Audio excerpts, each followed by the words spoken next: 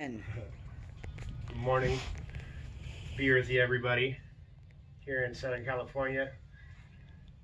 Messing around in the garage, you caught me. Wife sent me a link for a drying rack for herbs and whatnot, since she's been wanting to have a space to dry. And if anybody knows that when you do a garden, it's not just the garden that takes up space, you got to make space elsewhere. So this thing that she sent me was a round contraption, netted, um, and would support drying things on mesh and giving it airflow for your herbs. So I thought I could do it at home. The unit cost like 40 bucks, and I think it was like 6 or 7 square feet. This is going to be about 40 square feet of flat surface. So I'm making blades out of weed block that we didn't really use from last year. It's got some porousness to it, so it'll allow enough air for it to work like a mesh. And then I used some of the 2x flat stock that we had, that if you look at the garden over there, there is the stakes and stuff that we use for her naming her spices and whatnot. Cutting those up, using some household adhesive, gluing these blades together, and then what the plan is to take laterals and put them on the other side and pin the two corners together on each blade, making them square. And then once they're all built, putting holes through the corners and making them 4 or 5 tiers using cordage. You can use basically anything, twine.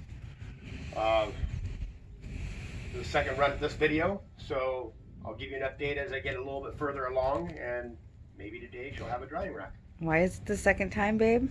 Oh, my wife has a tendency of recording me and not hitting the record button. Kind of weird. Like the 3rd or 4th time that she said, "Okay, action." And Yes. yeah, there was action, but no proof. So, be earthy, everybody. Have a great day. At the drying rack, here with Be Earthy. Geoff here, everybody. Finishing the drying rack. Last pieces are real simple. Thought I was ready.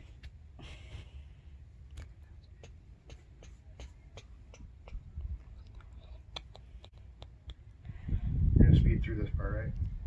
Nope. Yeah. Nope. You're already editing. Might Talk, as talk, well. talk, talk, talk, I have talk, talk, nothing talk, really talk, to talk. say. You can pretty much watch what I'm doing. I'm watching. Zoom in. You take bits out, glue it evenly across the edges.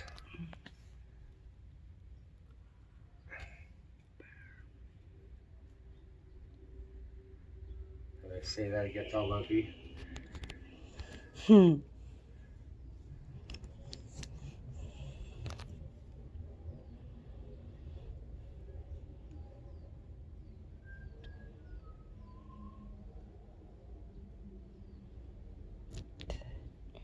Takes forever. Why should be speeding through it?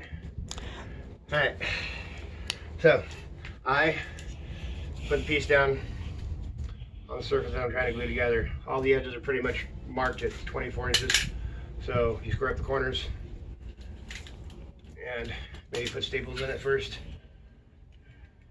Okay. Using a 1/4 inch material, so I'm using 9/16 staples for the perimeter. And then for stapling down the fabric to the board itself, I'm using 1/4 inch staples. So just tacks to hold it in place. No sharps. You stretch the corners to match.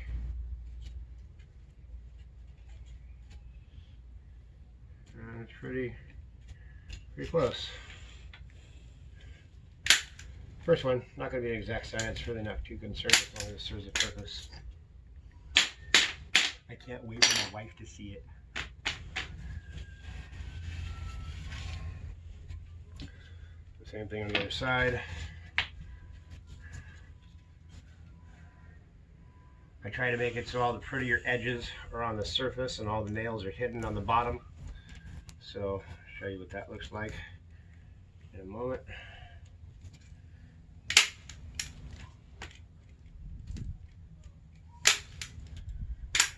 the other side over. As taut as you want it.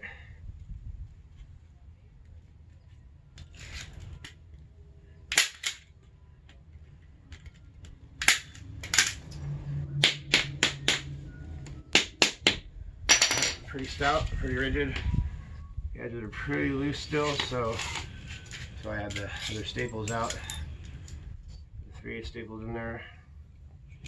If you have them, it depends on the use of your material. I'm using mostly 1/4" stock around the outside, so the ones I'm using are for light drying, so should be sufficient. It's already glued. Kind of putting staples right through the glue. Yeah, I'm gonna have to clean off the edge of the glue gun later, but it's easier when it's dry. Clean it up with a knife. This part's like an assembly line. It only took me 5. I figured out the 5th one, the 4th one to say, okay, we're ready for video. So I'm not doing any videos for the next one if this works. But I'm pretty confident that simplicity, use what you got. Save yourself $10 here, $10 there. All of a sudden you're on a vacation in Hawaii. You know? Long-term goals. Again, don't tell me that.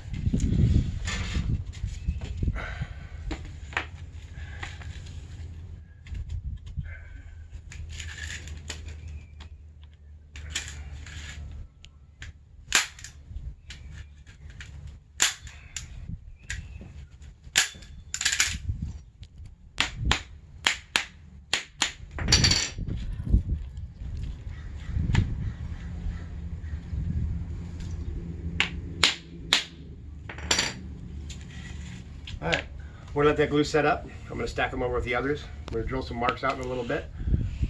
And then I already have rope hanging. That's not for me, that's for this contraption. It's 4 strands of rope on a carabiner. When I get these all built, I'll bring the wife back out here and we'll make her drying rack, you know. Whoop whoop. So be with you, everybody. Catch you in a little bit. Do, do, do, do. Dun dun dun. Dun dun dun dun. Look at that. We got a little level out, making sure it's level. Da, da, da, da, da. What are you doing? I'm filming your cuteness. Again? Okay. Alright, so wife caught me. She knows what I'm doing. The truth's out. So this is basic math for all you guys that do that core stuff now. I figure if you level the back of this corner to corner, when you bring up the front, it'll be virtually level, hanging from a center point. But I'm tying these ropes off, and they really don't forgive you much. You make a mistake and cinch them down. Maybe a different kind of cordage next time. This is what do you call it? Paracord? Paracord. That's it. Alright, so that being that. That's not level. That side's too high. Yeah. It's level? You're funny. Oh, is it level? It's funny. Get your eyes fixed and now you can see level.